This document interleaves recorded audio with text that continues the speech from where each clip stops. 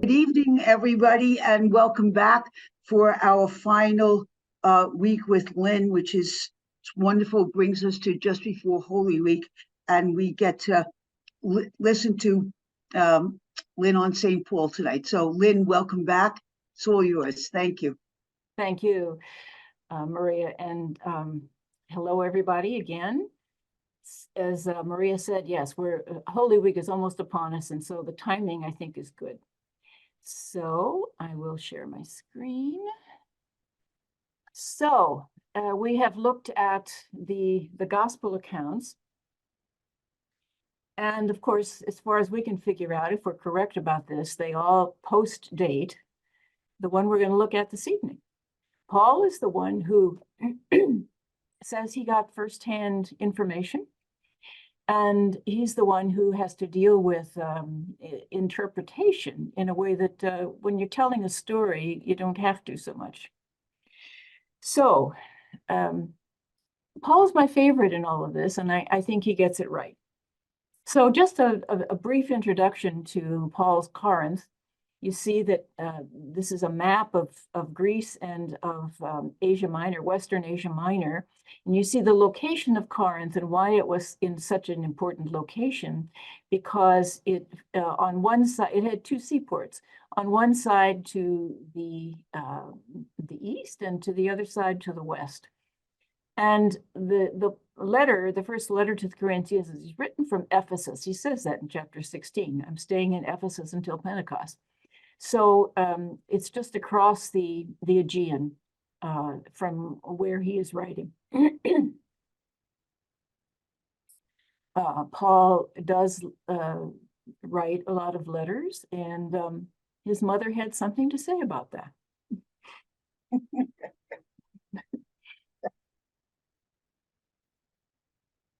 So a little background on chapter 15.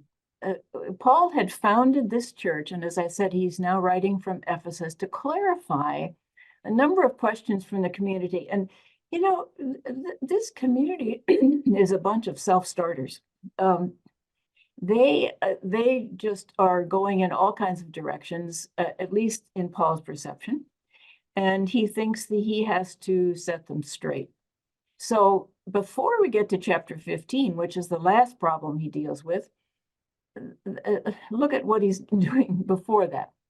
First of all, in chapter 3, what do you mean some belong to Paul and some belong to Apollos and some belong to Cephas? Is Christ divided? So there's this question of rival authority figures for them. In chapters 5 and 6, we've got issues of sexual integrity, incest, what would be considered incest. A man is living with his mother-in-law. Well, I mean, you know, we can't do that. And there's a question of probably also of prostitution. And then lawsuits between members of the church. What do I hear that you're taking each other to court? Why don't you just suffer being wronged? You know, that would be the example of Christ. The question of should they, in view of the eschaton, because Paul is one who thinks that the final coming of Christ is going to come pretty soon, maybe in our lifetime. And in view of all that, if they're going to take that seriously, should they marry? Which doesn't mean should they, it's not about sex, it's about settling down in the world. It's about acquiring property, having kids, all of this kind of thing. So that's chapter 7. Chapters 8 and 10 deal with this question of eating meat that's been offered to other gods, meat that has been offered in a temple and resold onto the marketplace, or you're accepting an invitation to dinner from a friend, and you know that that meat has come from a temple, and what are you supposed to do about that? So that's another issue. Those who work full-time in ministry, like Paul, do they have a right to support? Or should they be doing this on their own, working with their own hands? Chapter 11 has at the beginning the famous part about women wearing veils, and then the second part of the chapter is about proper conduct at the Lord's Supper. Chapter 14 is about the gift of prophecy and the gift of tongues, and is one better than the other? So he's got a bunch of things that he's dealing with here.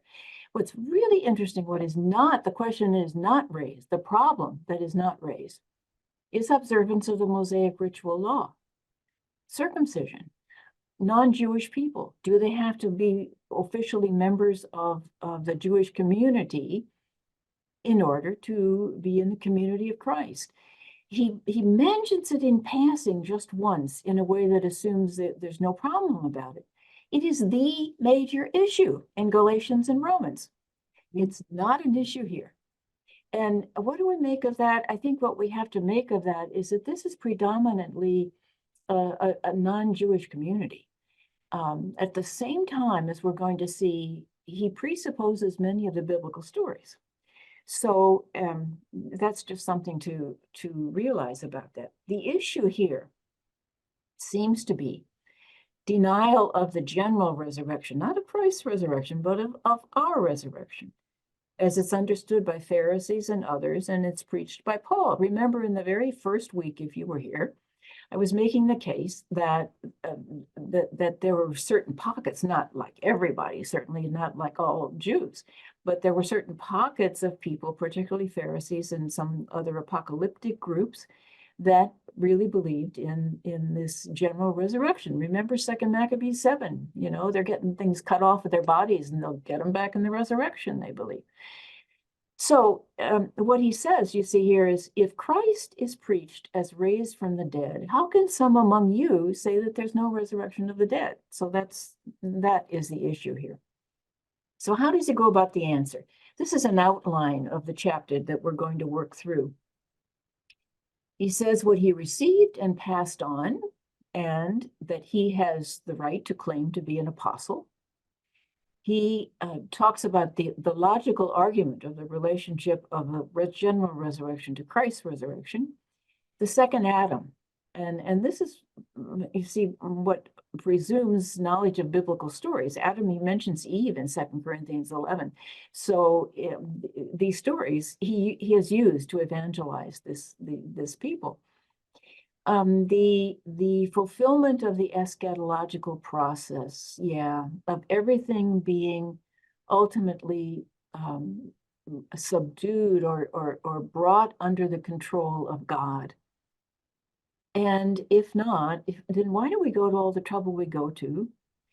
And what does resurrection look like? And he uses a number of analogies there, ultimately talking about transformation from the corruptible to the incorruptible. And then finally, there's a conclusion. So this is what we're going to work through here. So let's begin. So I'm reminding you, adelphoi. Adelphoi means brothers, but it's not a gender exclusive word. So, and the grammatical custom is a masculine plural for a mixed group. So really you can understand it as brothers and sisters. I'm reminding you of the gospel I preached to you, which you received, in which you stand, through which you are saved. And the English kind of loses the neat parallelism that the Greek has, that it throws out these verbs at you in a way that sounds as if perhaps this is already a formula that he has received or that he has used before. So if you hold fast to the word I preached to you, otherwise it's in vain. I handed on to you what I received. And here comes a beginning of a creedal formula. It's one of the earliest formulations that we can tell is something that is repeated. Christ died for our sins according to the scriptures. He was buried and he was raised on the third day according to the scriptures. Now, let's just unpack that a bit. I handed on to you what I received. In just a minute, we're going to look at where that would have come from.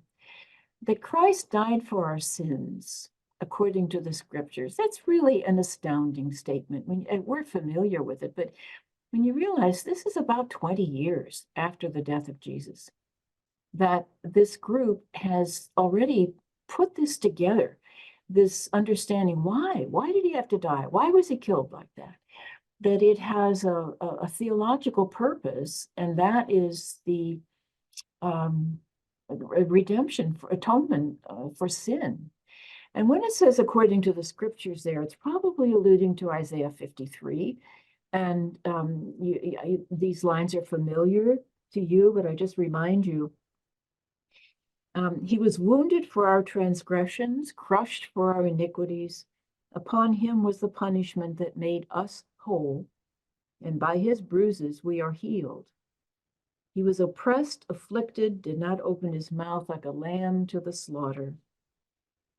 And it goes on like that. So that is probably what is being alluded to there. And then that he's raised on the third day, according to the scriptures, is probably Hosea 6:2.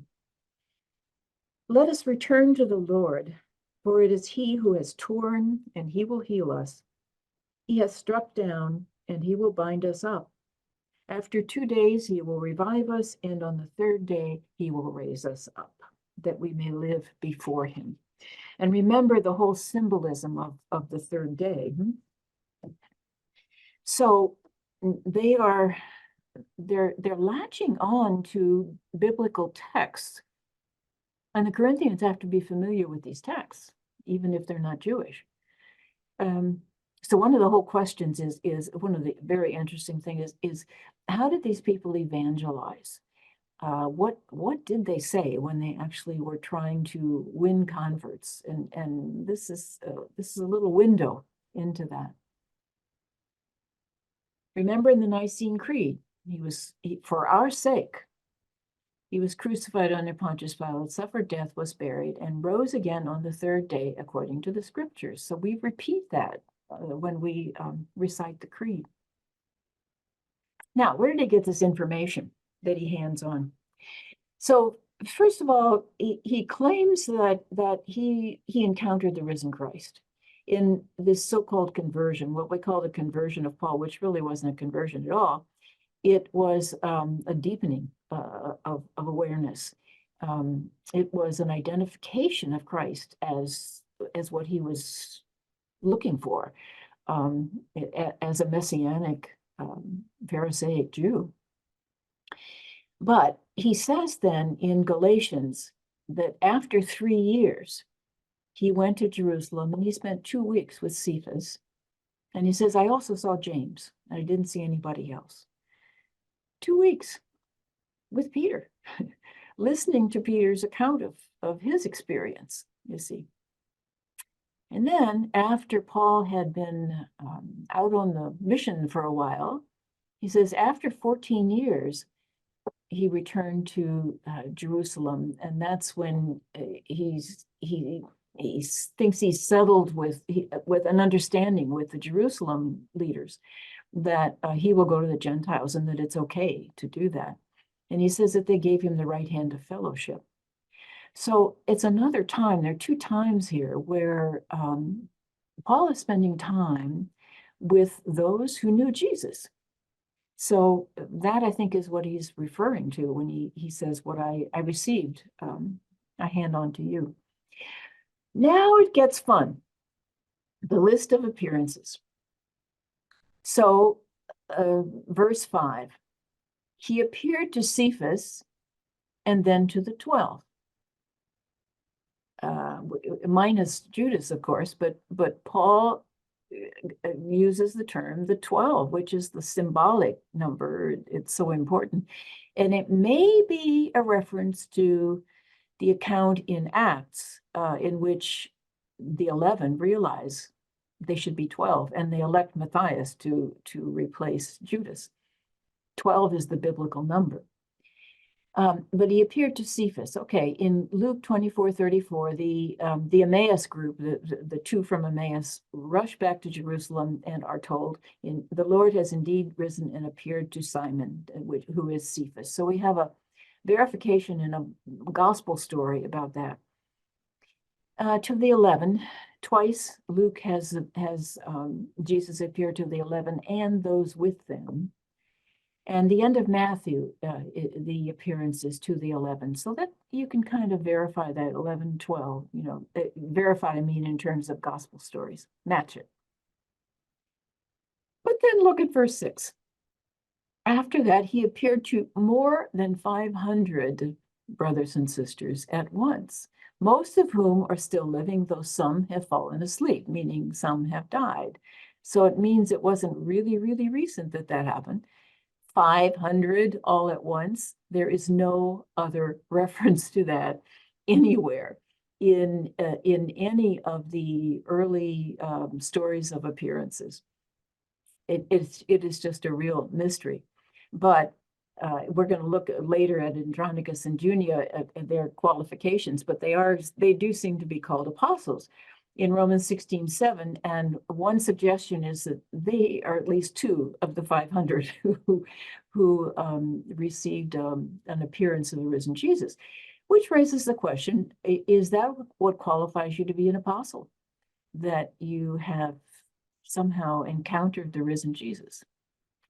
That's Paul's qualification. But look at verse 7 now. After that, he appeared to James, then to all the apostles. And if you look at the whole sequence, 5, 6, 7, without the interruptions, he appeared to Cephas, then the 12, and after that to the 500. And after that, he appeared to James, and then to all the apostles. And the adverbs there in the Greek are adverbs of time sequence, okay? So it's then. So who are all the apostles? Would that be another, just another way of talking about the 12? Well, that doesn't sound very likely. One suggestion is that Paul is combining 2 accounts here and doesn't realize it. So one account says he appeared to Cephas, then the 12, and then the 500. Another account, which maybe is leaning on the authority of James, says he appeared to James and all the apostles, in which case the apostles are the 12. Or the 12 are not all the apostles. Paul himself, of course, claims to be an apostle. Elizabeth Schuster Fiorenza says that when she was growing up, she kept hearing about the 12 apostles and she kept counting 13 because she counted Paul. So are there other apostles? Paul himself, and are there others besides Paul and the 12? Well, Luke is the one who is so insistent that the apostles are the 12, and yet he himself slips once in Acts in 14:14. He calls Paul and Barnabas apostles.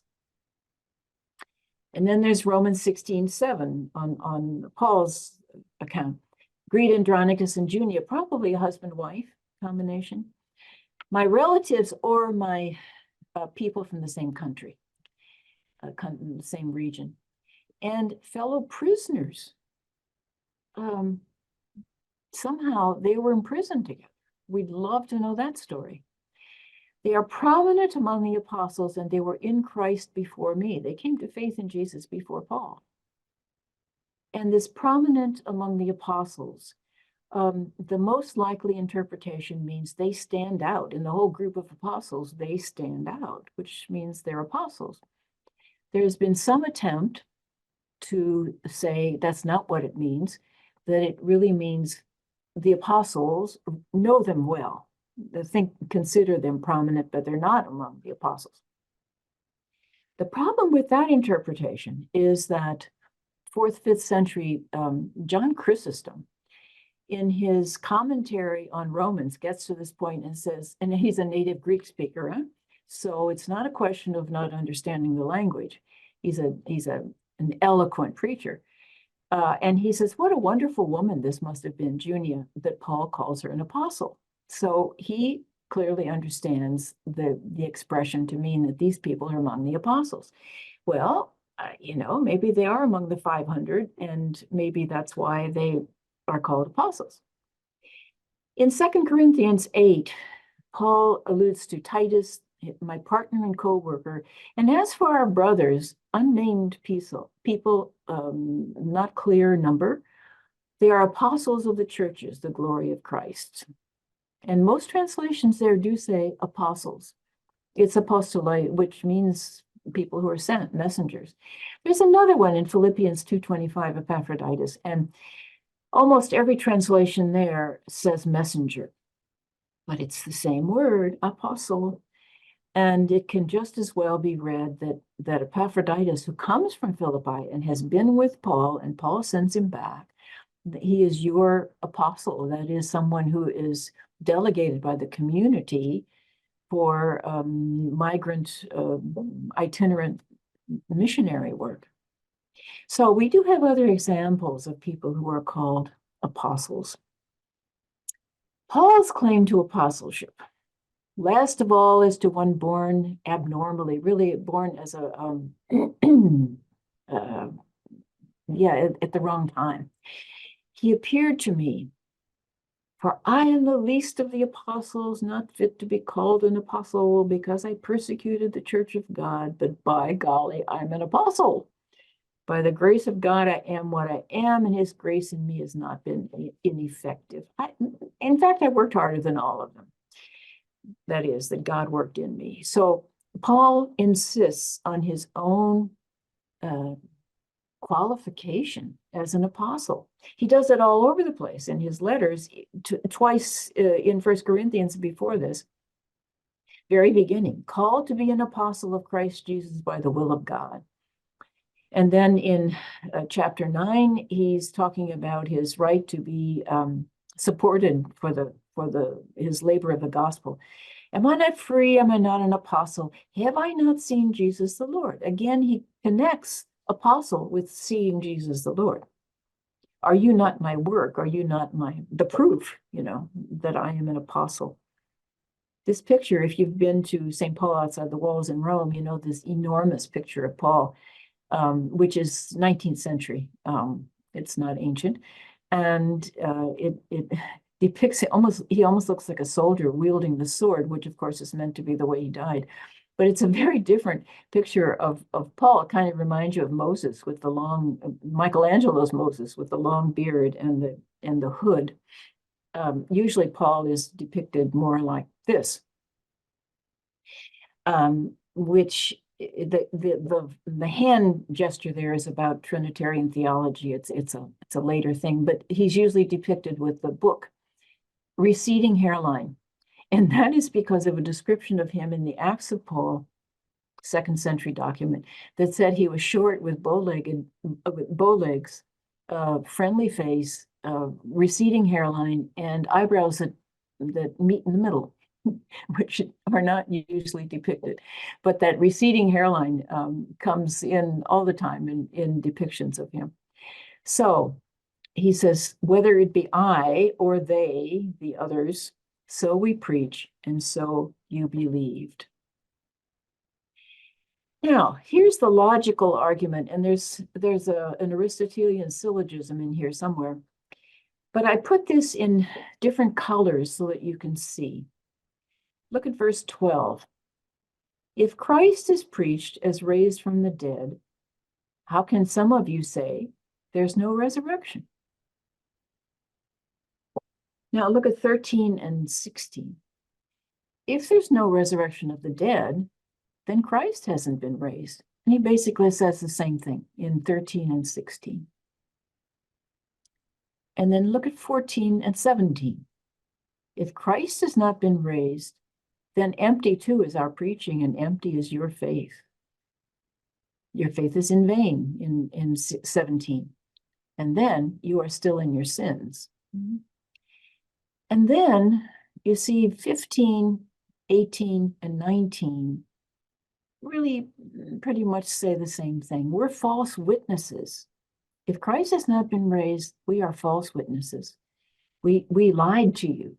We testified against God. And then we're all really in trouble. Those who have died have perished, and we are the most pitiable people of all. Now, we kind of expect his argument to be, if Christ has not been raised, then we won't be raised. But in fact, it's the opposite. His argument is the opposite. If there is no general resurrection, then Christ hasn't been raised. But now Christ has been raised from the dead, the first fruits of those who have fallen asleep. Any of you who are gardeners, you appreciate this expression, the first fruit. The first thing that comes up, little peaks up from the earth, and especially the first thing you can harvest. That really is the result of your efforts. And that's the image that he uses here. Christ is the first fruit. Christ is the promise of more, that everyone is going to share the same destiny. And then he introduces this idea of death and resurrection through a human being. Death came through a human being, it's Adam, and the resurrection of the dead also came through a human being, the human Christ. For just as in Adam all die, so too in Christ shall all be brought to life. Now, I want to just do a little excursus here into Romans 5, because that's where he develops this idea more, and I think it'll help understand what he's saying in 1 Corinthians. In Romans 5, just as through one person sin entered the world, and through sin came death, and thus death came to all, inasmuch as, or because, all sinned. So sin entered the world. That's the sin, the doing wrong of Adam. Eve is not blamed here. Adam is the head of the family, and he gets the blame. And death comes through sin. That's not apparent in the Genesis story. But by this time, it was an understanding, a general understanding, that death is the result of sin. The simplistic way of doing that was sometimes in Deuteronomy, sometimes in Hebrew scriptures, you sin, you die. But obviously that doesn't work. Why do the innocent suffer? Why do the evil prosper? So it's this general malaise, it's this general condition of sin, which then in North African theology, particularly Augustine, is interpreted as what we call original sin. It's this situation of being in a sinful situation. And the idea is that we carry it on by continuing to sin. Verse 13, up to the time of the law, sin was in the world, but it wasn't accounted because there was no law. One of his themes is law tells you what's right and wrong, and therefore you know, which you didn't know without the law, though he has other arguments in other places about that. But death reigned from Adam to Moses. Remember, if these are not Jewish people, they know these biblical stories. Death reigned from Adam to Moses, even over those who did not sin, after the pattern of the trespass of Adam. So even if people didn't sin, death still reigned. Adam is the type of the one to come. Then verse 15 is what we call the posomalon argument. It's from lesser to greater. If that is true, how much more this? The gift is not like the transgression. For if by that one person's transgression the many died, how much more did the grace of God and the gracious gift of Jesus Christ overflow? So that's a little background on this business of Adam dying and Christ bringing back to life. But it all is going to be in order, he says. Christ is the first fruit, and then at his coming, those who belong to Christ. So Paul is in eschatological mode here.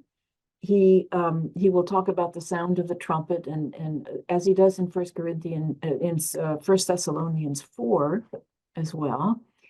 It's the imagery he uses, and did he literally believe that was going to work this way? That's hard to say. It could be simply his theology of his imagery of it. Okay, so Christ first, and then when he returns, those who belong to Christ. And then comes the end when he hands over the kingdom to his God and Father, when he has destroyed every sovereignty and every authority and power, for he must reign until he puts all his enemies under his feet. Now, this is an allusion to Psalm 110. Psalm 110, sit at my right hand. Remember all the important symbolism of sitting at the right hand? And this psalm was, it was a royal inauguration psalm.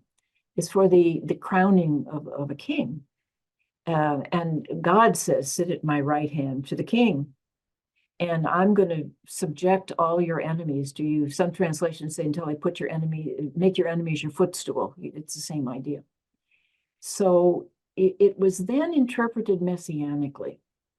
And so by the time of Paul, those who were interested in messianic prophecies were seeing it as messianic.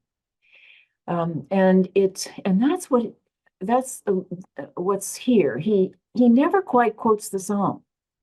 The finer letters at the bottom are that's an insert. That's not actually in verse 25. He must reign till he's put all his enemies under his feet. They have to know. They have to already know Psalm 110. But the last enemy to be destroyed is death. And there I want to bring in these two verses from Revelation, from the beginning of Revelation, in which John gets the appearance of this scary risen Christ, all glorious. When I caught sight of him, I fell down at his feet as though dead. He touched me with his right hand and said, do not be afraid. I am the first and the last, the one who lives. Once I was dead, but now I am alive forever and ever. I hold the keys to death and the netherworld. And at the end of Revelation 21, when all of the enemies are being overcome, thrown into the lake of fire, the last enemy thrown into the lake of fire is death. So Paul says it in a less imaginary way, I guess. But all of these enemies of God will be subdued, will be brought into control by Christ. And the last one is death.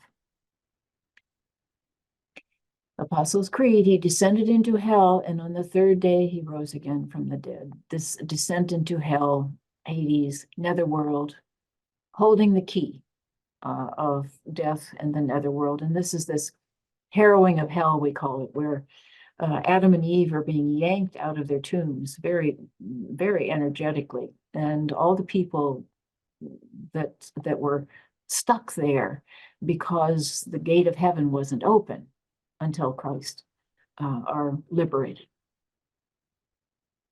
So back to Psalm 110, he goes on, he subjected everything under his feet. But when it says that, it's clear that it excludes the one who subjected everything to him. So in other words, it's Christ who is subjecting everything in order to, in verse 28, turn it over to God, that God may be all in all. And interestingly, look at that first line of 28. When everything is subjected to him, then the Son himself, that's not Pauline language. Paul doesn't refer to the Son that way. In a context with Father and Son sometimes, there's no Father here. It sounds Johannine. And one suspects that there is again a formula that is being quoted here. So if that's not true, then why are we going to all this trouble? The first thing, 28, it's quite a mystery. I mean, we just don't know anything more about this. It seems that there were people in the Corinthian community who were being baptized for their dead relatives in the belief that that would bring them ultimate salvation. We don't really know much about this. Paul is not necessarily encouraging it, but he knows the practice. And if the dead aren't raised, then why have them baptized? And why are we running into danger? Why are we putting ourselves in danger? Every day I face death. And so why do that? And this allusion to something that they know what he's talking about. At Ephesus, I fought with beasts, so to speak. What benefit was that if the dead are not raised? It doesn't mean that Paul was actually, in the amphitheater, but it's a figure of speech. But it means that he had a big problem there. He had trouble, and many, including myself, think that he in fact was imprisoned there. And there's a couple of other side references to trouble in Ephesus in other letters. And that was in fact the imprisonment in which he wrote Philippians, where he is clearly in prison and he doesn't know if he's going to get out or not. So allusion to something at Ephesus. But if the dead are not raised, then let us eat and drink, for tomorrow we die. And that sounds like, it should be some hedonistic poet, but in fact it's Isaiah. And then he throws in this other thing, which is from some poet, or it's a proverb of some kind. Bad company ruins good morals, and that's a hard one to. I think he's getting off the track here. So become sober, and stop sinning. And some don't have any knowledge of everything that's going on. So I say this to your shame. But then he comes back to the point. But someone may say, how are the dead raised? With what kind of body? Okay, smarty, you're saying the dead are raised. Well, what do they look like? Silly. What you sow is not brought to life unless it dies. So here is his predominant image, and I think it is absolutely wonderful. Seed, you put seed into the ground, and something comes out of it that doesn't look at all like seed, but it's continuous with the seed, and it wouldn't happen if the seed weren't there, if the seed weren't put in the ground and die. John uses that. We had it just recently. Unless the grain of wheat dies, it cannot produce fruit. It's in John 12. It's the same image. So what you sow is not the body that is to be, but a bare kernel of wheat, perhaps, or of some other kind. That's his major analogy for resurrection, and I think it's brilliant. That it keeps the continuity with the mortal body, but it's entirely different. But God gives it a body as he chooses, and to each of the seeds its own body. Not all flesh is the same. There's one kind for human beings, another for animals, another for birds, and another for fish. There are heavenly bodies and earthly bodies, and by heavenly bodies, he means sun, moon, and stars. But the brightness of the heavenly is one kind, and that of the earth is another. The brightness of the sun is one, the brightness of the moon another, the brightness of the stars another. Stars differ from star in brightness. So it's all different. Everything is different. Great argument for diversity. Huh? So also is the resurrection of the dead. And now he uses these antitheses, contrasts of one thing and another. Corruptible, it's sown, and he's still using his agricultural image. It's sown corruptible, it's raised incorruptible. It's sown dishonorable, raised glorious. Sown weak, raised powerful. And then he uses these two expressions which are translated natural and spiritual, and that's about as good as any, I think. There's in the human person, in Hellenistic psychology, there's psyche and there's pneuma. There's bios, first of all, which is physical, biological existence. But psyche is what gives personality. It's what makes the difference between a live body and a dead body. It's from which we get psychology, of course. But so that's psyche. But there's also pneuma, and pneuma is spirit. It's what enables openness to transcendence, communication with the divine. So he says it's sown like a seed, something that is according to human nature, but it's raised something that is different. There's a natural body and a spiritual one. So it is written, the first man, Adam, became a living being. And that's a quotation from Genesis 2:7. And he became a psyche zosa, a living psyche, not dead, but living, alive. And the last Adam became a life-giving spirit, a pneuma zoopoion, a spirit that does life, that makes life, not just has life, but makes life and gives life. The natural comes first, then the spiritual. The first man from the earth, remember Adam is formed out of the dust of the earth. And the second man is from heaven. Human, but now the risen Christ totally transformed into something from heaven. As was the earthly one, so are the earthly, and we are made in Adam's image. But as is the heavenly one, so also are the heavenly. We've borne the image, the icon of the earthly one. Genesis 5:3 says that Adam begot Seth, a man in his own image. We shall also bear the image of the heavenly one. In Genesis 1:27-28, the human person is made in the image of God. So there are all these biblical allusions here, which presupposes that they do know their Bible.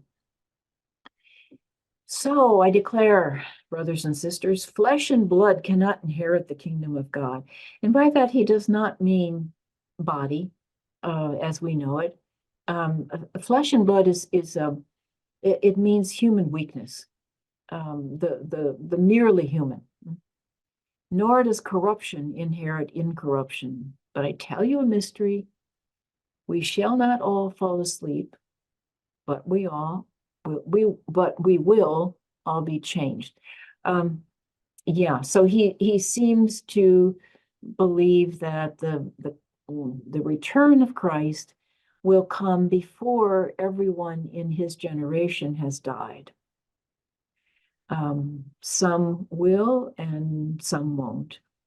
But in any case, we will all be changed, transformed. In an instant, in the blink of an eye, at the last trumpet. So this is really typical kind of eschatological imagery. The trumpet will sound, and the dead will be raised incorruptible. There you can go again to Revelation, and the book of Revelation, and you get 7 trumpets that are sounding. We can't catch, I think, the significance of that symbol, that suggestion of the trumpet sounding. It's a courtly image. It's to make way for the important person who arrives. Trumpets were used in processions. Trumpets were used in courtrooms to announce the arrival of the important person. And that's why the sounding of the trumpet here is, you have to kind of catch that connection. And when that happens, the dead will be raised incorruptible, and we shall be changed. Just like the seed that is put into the ground, and what comes out is big change. For that which is corruptible must clothe itself with incorruptibility. Interesting use of the verb, to clothe itself, to take on, to take on a new identity. If you just think for a moment of the importance of clothing, the kind of clothing, uniforms, clothing ourselves with things that express our personality or our identity, whatever. And that which is corruptible has to put on what is incorruptible, the clothing that will align us to that identity. And what is mortal must clothe itself with immortality. And when this which is corruptible clothes itself with incorruptibility, and this which is mortal clothes itself with immortality. So when that happens, then the word that is written shall come about. O death, where is your victory? O death, where is your sting? So remember, the last enemy to be destroyed is death. And when death is destroyed, it has no victory. It has no power, no ability to poison with a sting.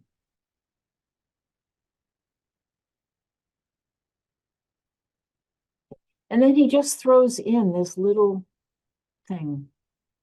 The sting of death is sin, and the power of sin is the law. And it just doesn't seem to belong here.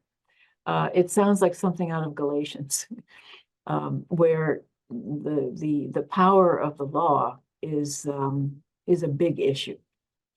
It's earlier on I gave you the rundown on all of the different issues that Paul is dealing with here in this letter with these people. And if you remember Galatians, in Galatians, he's trying to get them to be free. Apparently, somebody has come in after him to say, oh, we can't really be fully into this unless you go through the whole ritual law, the observance of the ritual law. And he's trying to shake them free from that. And Christ has freed us for freedom, so don't fall back into into a role of slavery. And it's all about freedom. And Paul doesn't say much about freedom in 1 Corinthians.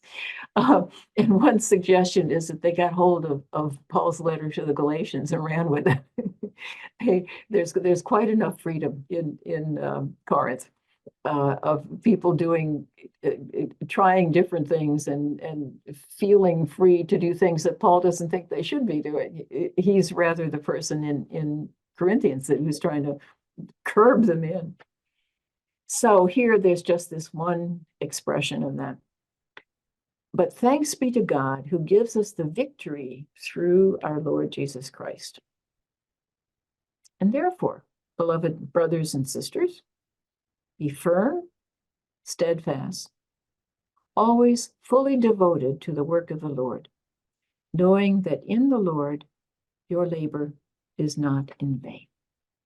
And from there he goes into chapter 16, which is really some practical things and a winding down of the letter. So he has saved, it's as if he saved this whole question about resurrection for the last, dealing with all these other issues first, and then he gets to this, and it's his biggest act. I came across this. This is very interesting on the internet, and this changes everything. And that's true. This kind of a perspective that we are on the way to a transformation that really will be the overcoming of all the enemies of God and ultimately of death. And it says 1 Corinthians 15, but the irony is the image is the empty tomb, which Paul never alludes to.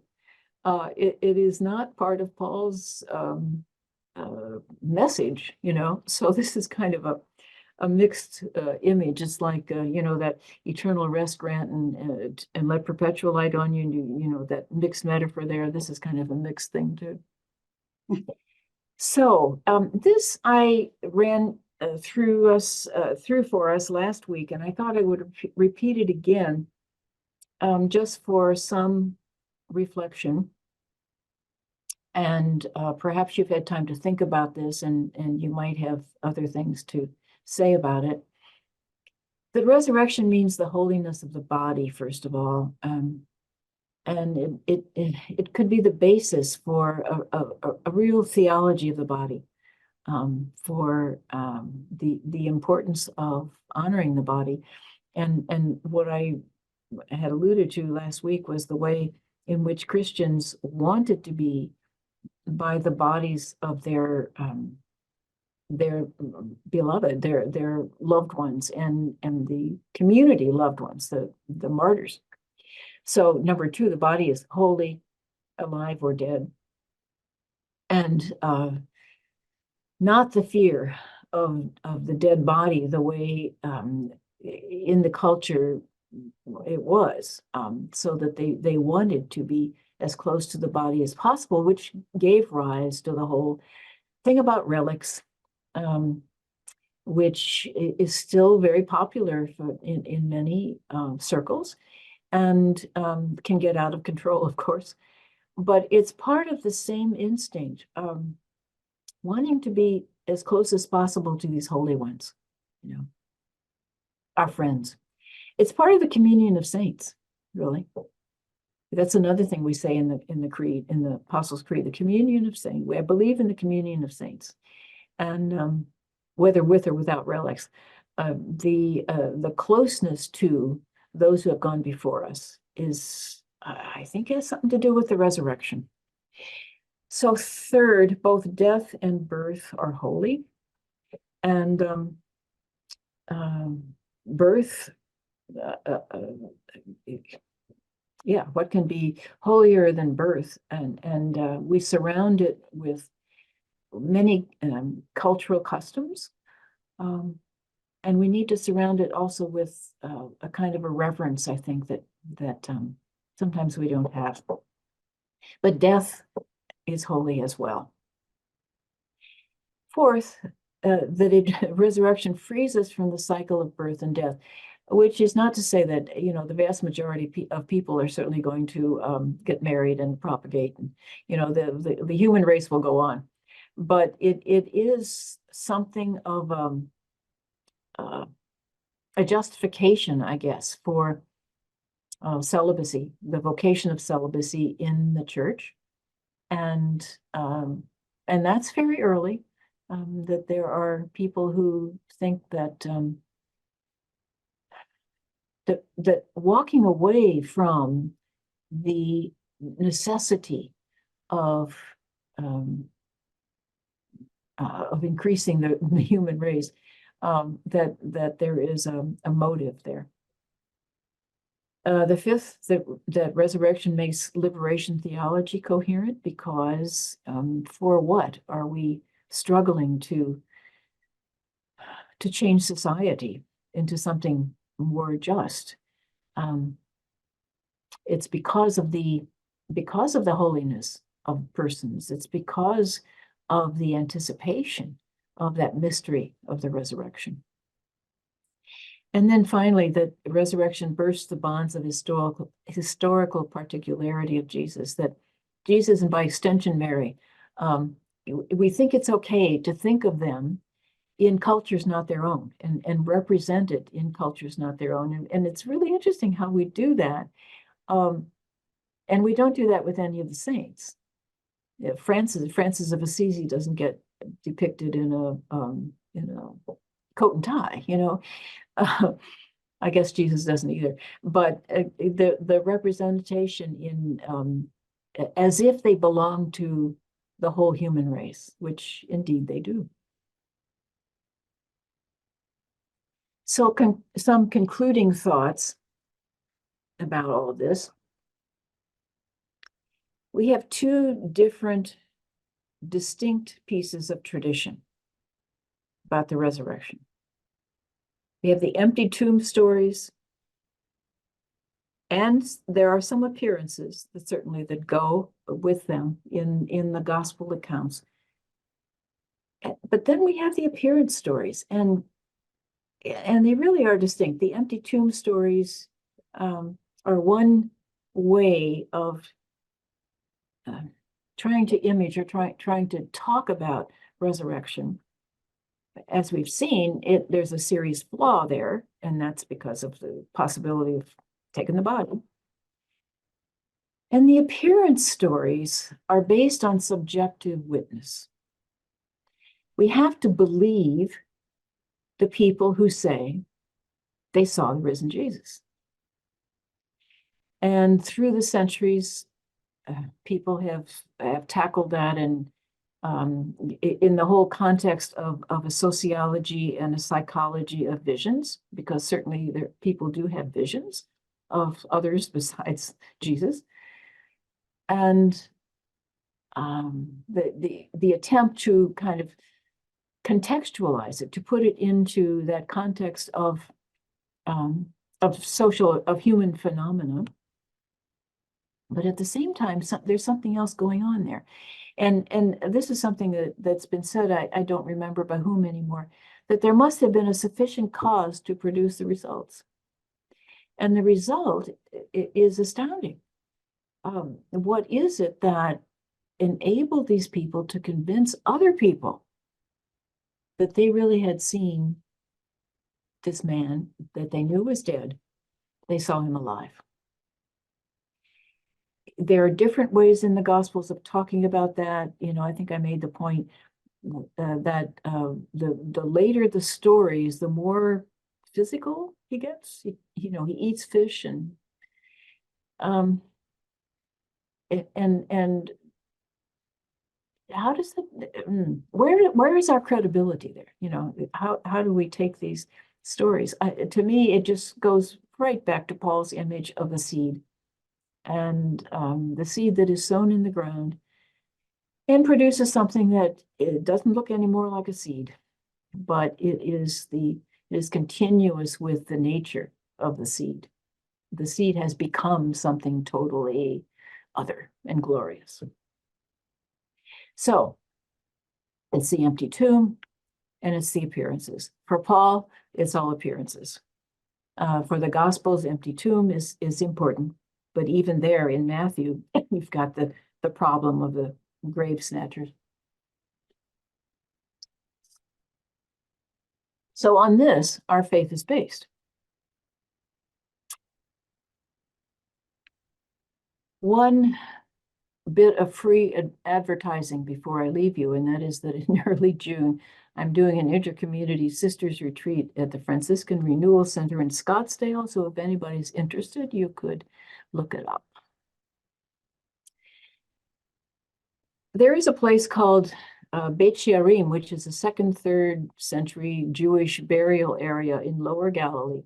And on a graffito that is scratched into a wall in one of the burial areas, it's not part of somebody's tomb. It's somebody who has come in and scratched it on the wall. It says, "Good luck on your resurrection." So that's what I wish you. Good luck on your resurrection. Amen. Amen. Oh, thank you, Carolyn. That was wonderful. I think we have a question already in the chat box. You want to take a look at that? It's about resurrection and reincarnation, I think. Reincarnation versus resurrection in world religions. Is there only one resurrection, rising to something better than now? Or is the resurrection an endless cycle of reincarnation, which can also result in a lower state of being? It is not guaranteed to be better, than the present state.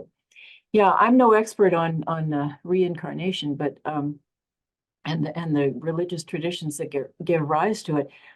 I think that that's something very different. I think that's here we go again. You know, we're kind of starting over. Presumably a better situation, though, as this person says, not always. Depends on, and that's in that tradition. That's the way of dealing with responsibility for how we live. If you have been a good person, you get to a better recycling, and if you haven't, you get to a lesser kind of a recycling, but it is still recycling. I mean, as far as I know, it's a starting over on something pretty much the same, the same track. I mean, it's a human life again, whereas a resurrection is there's no recycling in resurrection. It's a forward movement, not starting over again. That's what I would say. Does anybody have a hand up for a question? I can't see any hands up on my screen. I have a question for you, Lynn, and it's Okay. this. I just thought tonight, listen to you. So when we talked about how Mark's gospel ended with the empty tomb, and then we looked at what you said was the added ending, right? Which seems to be a kind of condensation of the appearances in Matthew, Luke. And I'm just asking you because I'm curious. I mean, has anybody ever argued that the real tradition ends with the empty tomb and that the appearances were kind of constructed or composed to counter the idea that the body was stolen from that empty tomb? I mean, Oh, sure. Yeah. So we have people arguing that it works the other way, that the empty tomb was the basic tradition, and that these resurrection appearances were added as almost counter to the claim that Jesus's body was merely stolen. Oh, I see what you mean, that the empty tomb is the original thing. Yeah, I mean, I'm just asking because I've never read that, but I was listening to you and I was thinking, if you knew, has anybody ever argued that it went in that direction? Gee, I don't know, actually. That's an interesting thing. Huh. Yeah, empty tomb, though, is so vulnerable as an argument, you know. Right. I don't know. That's a good question, Miriam. Yeah. I mean, Rita's got one, I think. There's a couple. Catherine Kinnebue has a question. Does she have her hand raised, or she? Yeah, but they do, but they can't get there. They have to unmute. Catherine, can you unmute? This happened last time. There you too. go. They did. There you go. Okay, there you go. Lynn, in 53 and 54, I was fascinated by that part. The use of clothe. Clothe means to cover. And whatever you're clothing is still there. Yeah, that's right. So is that the same as saying we're in the image and can strive to be, but will never be equal to?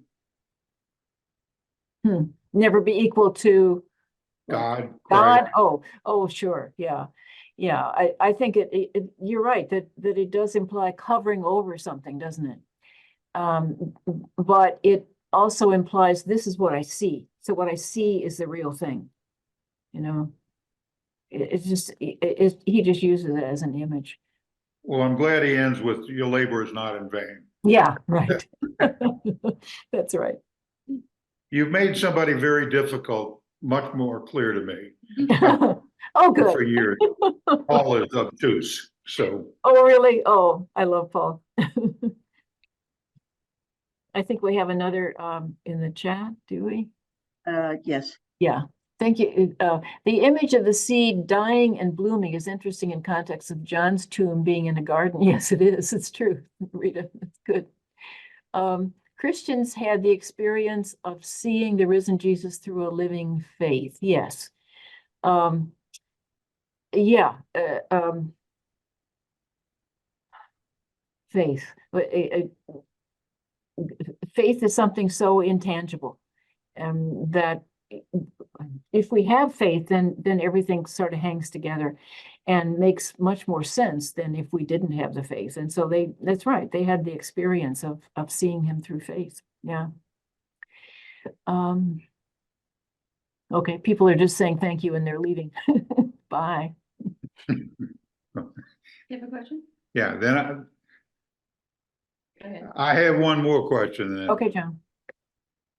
Because too good to leave.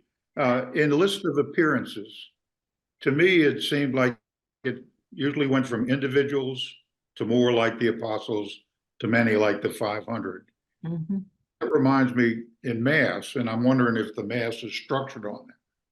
Because in Mass, we often go from an individual to the congregation to the whole church when we do prayer. Mm-hmm. Sure. Is that Yeah. structure parallel? The structure is certainly parallel, yeah. And as you say it, it reminds me of something else. The Jesus prayer in John 17, what we call the priestly prayer, starts out by Jesus prays for himself, and then he prays for the disciples, and then he prays for all who will come to believe in me. It's the same, it's kind of a natural rhythm there, yeah. Mm-hmm. Wouldn't we love to know more about those 500, that appearance to 500?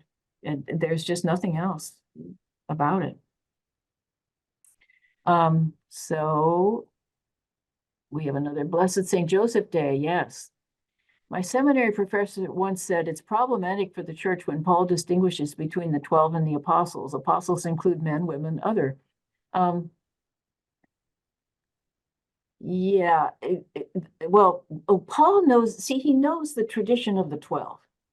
And he says he spent that time with Peter and James, presumably one of the Jameses of the 12, though there are others.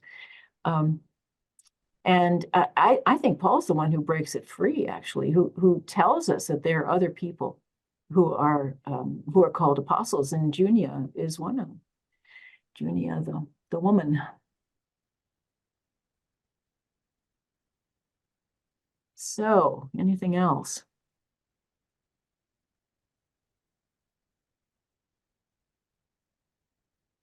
Well, I would just like to say this has been wonderful. You've had a real family of people showing up every week, giving up their time every week. And so we're extremely grateful to you, Lynn. And I would imagine I'm going to be getting emails from people saying, are you going to have her back? Are you going to have her back? So don't be surprised if you hear from me again. But in the meantime, I'd like to just say to everyone who joined, thank you for joining. Spirit Alive has one more program coming up, which begins on April 12th. 11. And that is with Marcus, April 11th, sorry, Thursday. It's going to be 5 Thursdays starting on April 11th. Marcus Mesher is a young theologian, married man from Xavier University, and he is going to explain to us, really take apart the papal document called Amoris Laetitia on the joy of love. And it's really about married life. And he's a wonderful young man. And I think for those of you who are married and for those of you who aren't married, it's a beautiful opportunity to listen and understand what we find in this papal document. So I invite you all to think about it. You can sign up on the Spirit Alive page if you want to. When that program is over, that's it for this year. We have this year, for the first time, Pentecost is not falling on Memorial Day weekend, which is, in my mind, a blessing. I've always wanted, because we're Spirit Alive, to have a great event on Pentecost. But if it's on Memorial Day weekend, nobody's showing up. But this year, Pentecost is on Sunday, May 19th. So we are going to have solemn vespers of Pentecost on Sunday, May 19th. If you're not from Long Island or the New York metropolitan area, you can live stream it. We'll send out a live stream, but it's going to take place in our Mother House Chapel in Brentwood, Long Island, and everybody who can come and would like to come is welcome to come, and there'll be a little reception after that. And then that's kind of it. We get a break over the summer, and then in the fall, just to give you a preview, our fall webinar is going to be called Climate, the New Catholic Imperative. We have a lineup of wonderful people every month who are going to give us a major presentation on that. And also in the fall, I have a sister from Philadelphia, Sister Kathleen Duffy, who is the head of the Teilhard Society of America. And a lot of people have been asking for a little something on Teilhard because everybody talks about Teilhard, but people admit they don't understand everything that he says, myself included. So we have some good programs coming up, and I am grateful to all of you for being present for this class. It's been wonderful, Lynn. We appreciate it. We will have you back, I'm sure, for something else. In the meantime, happy St. Joseph's Day. We are Sisters of St. Joseph who sponsor Spirit of Life. So today is a great feast day for us, and we're happy to be here with you. We are about to enter Holy Week, and I know that this has given us a possibility to think carefully about what resurrection means as we enter into the sacred mysteries of our own faith and the resurrection. So we thank you, Lynn, and as always, Thank you. Be mindful of all the people suffering in the world tonight, the people in Haiti, the people in Gaza, all the people who really need our prayers and our remembrance. And for many of them, good luck with the resurrection. It's probably something that, they would take seriously, because so many of them are close to dying, and the starvation now that's going on is something so inhumane and beneath what it means to be a human being and a follower of Christ. So we lift all of those people up this evening in our prayer, and I wish you all a very blessed and happy Easter. Good night, Same everybody. to all of you. Thank you. Thank Happy feast day. Yeah, and thanks for your donations, those of you who sent them in. We greatly appreciate them. God bless. Good night now. Good night. Good night. Bye. Bye. Thank you.